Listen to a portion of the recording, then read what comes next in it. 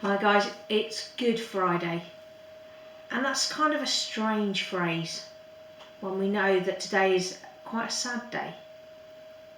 But I'm going to read the story of Good Friday and then we'll see why it really is good. They walked up a hill outside the city. Jesus carried the cross on his back.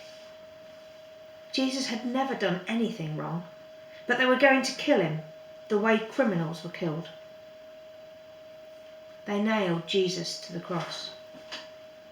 "Father, forgive them," Jesus gasped. "They don't understand what they're doing." "You say you've come to rescue us," people shouted, "but you can't even rescue yourself." But they were wrong. Jesus could have rescued himself. A legion of angels would have flown to his side if he'd called. "If you were really the Son of God, you could just climb down off that cross," they said. And of course they were right. Jesus could have just climbed down. Actually, he could have just said a word and made it all stop. Like when he healed that little girl and stilled the storm and fed 5,000 people. But Jesus stayed. You see, they didn't understand. It wasn't the nails that kept Jesus there. It was love. "Papa," Jesus cried, frantically searching the sky. "Papa, where are you? Don't leave me." And for the first time, and the last, when he spoke, nothing happened. Just a horrible, endless silence. God didn't answer. He turned away from his boy. Tears rolled down Jesus' face, the face of the one who could wipe away every tear from every eye. Even though it was midday, a dreadful darkness covered the face of the world. The sun could not shine. The earth trembled and quaked, the great mountains shook, rocks split in two until it seemed the whole world would break. The creation itself would tear apart. The full force of the storm of God's fierce anger at sin was coming down on his own Son instead of his people. It was the only way God could destroy sin and not destroy his children whose hearts were filled with sin. Then Jesus shouted in a loud voice, "It is finished!" And it was. He had done it. Jesus had rescued the whole world.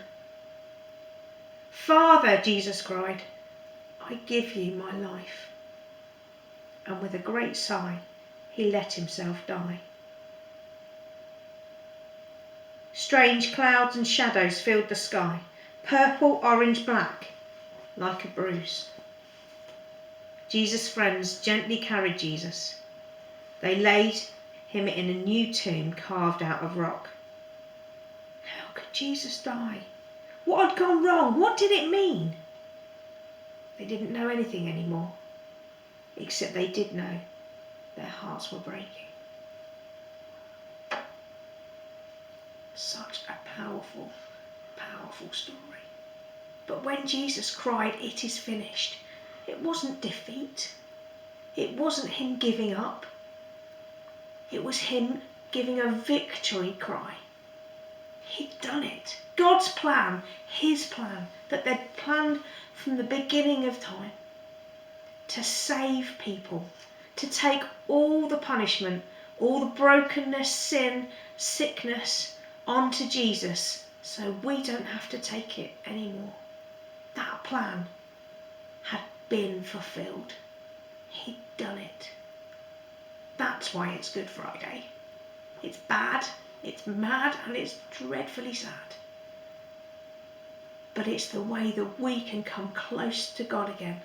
We can be friends with God and know how much he loves us, so much that he sent his Son to take all of the punishment away from us. That's why it's a Good Friday. It's the best. Thank you, Jesus. Thank you for going all the way to the cross. Thank you for loving us so much that you would be separated from God, even for a moment for us. Lord, we don't want to be separated from you. We want to know your love and we want to love you back. So we thank you for the cross. We thank you for dying to take all the sins and the bad things that we've ever done away from us and forgiving us. And we thank you that we can be your children and live for you forever because of this Good Friday.